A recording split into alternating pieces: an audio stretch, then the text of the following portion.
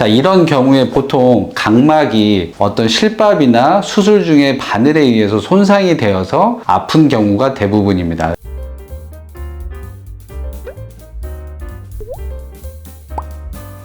네, 안녕하세요. 강남 에이스안과 신경훈 원장입니다. 자, 요즘 쌍꺼풀 수술 또는 뒤트임의 경우에 성인 여성분들 대부분이 하는 걸로 알고 있습니다. 고등학교 졸업 선물로도 많이들 하신다고 듣고 있는데 특별한 사연이 있어서 오늘 좀 소개를 해드리려고 합니다. 한 1년 전쯤에 지인분이 저녁 11시쯤에 급하게 핸드폰으로 전화가 왔습니다. 전화 내용은 아침에 쌍꺼풀 수술을 하면서 뒤트임을 같이 했고 눈이 아파서 오후쯤에 성형외과를 다시 내원해가지고 실밥을 뺐다고 합니다. 그리고 나서 그 이후에 눈이 너무 아프고 눈물이 너무 많이 나고 눈을 뜰 수 없을 정도로 힘들어서 저한테 진료를 원한다고 밤 11시에 연락이 왔습니다. 자, 이런 경우에 보통 각막이 어떤 실밥이나 수술 중에 바늘에 의해서 손상이 되어서 아픈 경우가 대부분입니다. 그래서 진료를 보러 병원에 내원해서 환자분 진료를 시행했습니다. 자, 환자분이 이전에 라섹 수술을 하셨기 때문에 평상시에 1.0 시력을 유지하고 있었는데 환자분이 병원에 내원해서 시력을 쟀을 때 시력이 0.4까지 떨어져 있었고 각막 상피에 심한 손상이 있었습니다.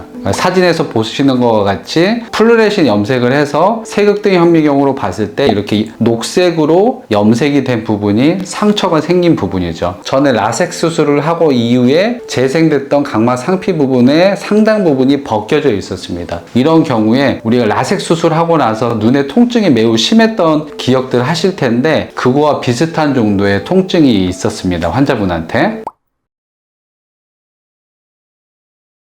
자, 첫 번째 사진은 눈꺼풀 앞쪽에 있는 사진입니다. 쌍꺼풀 수술을 하면서 큰 바늘로 상안검에 봉합 수술을 한 흔적이 보였고요. 두 번째 사진을 보시면 눈 안쪽을 뒤집어 봤을 때 저는 좀 깜짝 놀랐는데 안쪽 안구 결막 부분에 눈꺼풀이 완전히 관통된 걸 유추해 볼 수 있는 상처가 있었습니다. 그러니까 보통 쌍꺼풀 수술을 할 때 눈 겉에 피부에서 봉합술을 할 때 눈꺼풀의 절반 정도를 뜬 다음에 다시 위로 올라와야 되는데 이 환자분의 경우에는 겉에서 넣은 바늘이 눈꺼풀을 완전히 관통을 하고 눈 안쪽을 지나서 눈 바깥쪽으로 나온 것이죠. 당연히 눈꺼풀 이 뒤쪽에 실밥이 생기기 때문에 이 실밥이 눈의 상피를 자극할 수밖에 없는 상황이었습니다. 제가 알기로 제가 성형외과 전문가가 아니기 때문에 쌍꺼풀 수술하는 여러 가지 방법이 있고 그 매몰법이라는 방법도 있고 여러 가지 방법이 있는데 이 환자분의 경우에는 완전히 실밥이 눈을 관통했던 게 문제였던 것 같습니다. 다음 사진을 보시면 뒤트임을 했던 부분인데 뒤트임을 했을 경우에도 보통은 뒤트임의 실밥이나 바늘의 자국이 이 피부에 있어야 되는데 환자분의 경우에는 이 안쪽 안구 결막에 바늘과 실이 관통한 흔적이 있었습니다. 좀 상당히 바늘의 굵기도 컸던 걸로 유추해 볼 수 있고요. 자, 이 앞에 말씀드린 눈꺼풀 위쪽에 있는 상처와 눈 안쪽 뒤트임을 하면서 바깥쪽에 있는 상처 모두 눈에 있는 결막 부분을 손상을 매우 심하게 일으킨 걸 볼 수 있는데요. 이렇게 눈에 있는 결막의 경우에는 상피이기 때문에 이게 쉽게 재생이 되지만 이렇게 완전히 상피 아래쪽까지 손상이 생기는 경우에는 이 상피가 아주 매끄럽게 시간이 지나도 재생이 되기가 어렵습니다. 보통은 그렇게 되면서 흉터를 남기게 되는데 이 결막 부분은 우리 눈의 각막을 감싸고 있는 조직이기 때문에 이 결막은 항상 부드럽고 윤기가 있어야 되는 부분입니다. 그런데 이러한 겉과 속에 상처가 생기게 되면 안쪽에 있는 결막에 의해서 각막이 계속적으로 자극이 되기 때문에 안구 건조증과 각막 미란이 발생할 수 있는 것이죠. 사실 우리가 몸에 한번 흉터가 생기면 어떠한 치료를 하더라도 이 흉터가 없어지는 경우는 정말 드물다는 건 누구나 알 수 있을 것입니다. 그래서 이렇게 각막 또는 결막에 상처가 생기게 되면 영구적으로 평생 동안 힘든 건조증을 겪을 수밖에 없게 되는 것이죠. 자, 다음 사진을 보시면 각막 상피가 심한 미란이 있었는데 한 달 정도 지난 다음에 시력이 0.8 정도 올라왔고요. 하지만 각막에 약간의 하얀 혼탁이 생긴 걸 보실 수 있었습니다.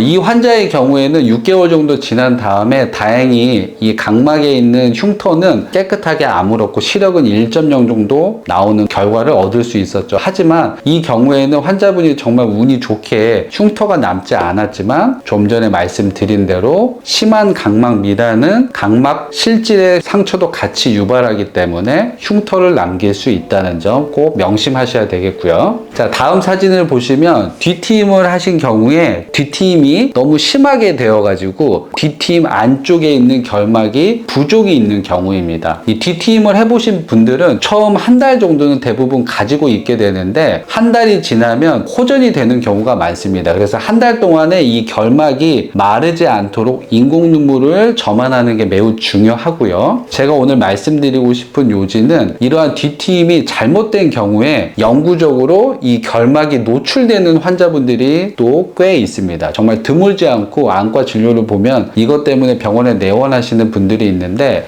이런 결막이 눈 겉으로 노출되는 경우에는 당연히 건조증이 심해질 수 있고 심한 경우에는 결막 괴사가 올 수도 있겠죠. 그래서 이런 환자들의 경우에 성형외과에서 재수술을 하는 걸로 알고 있는데 재수술을 하더라도 쉽게 호전이 안 되는 경우가 많은 걸로 알고 있습니다. 그래서 뒤트임을 하실 때 여기가 너무 심하게 뒤트임을 크게 하는 경우 또는 이 결막이 겉으로 노출되게 하는 경우에는 심한 안구 건조증을 일으킬 수 있다는 점 또한 환자분들 좀 알고 수술을 진행하셨으면 좋겠습니다.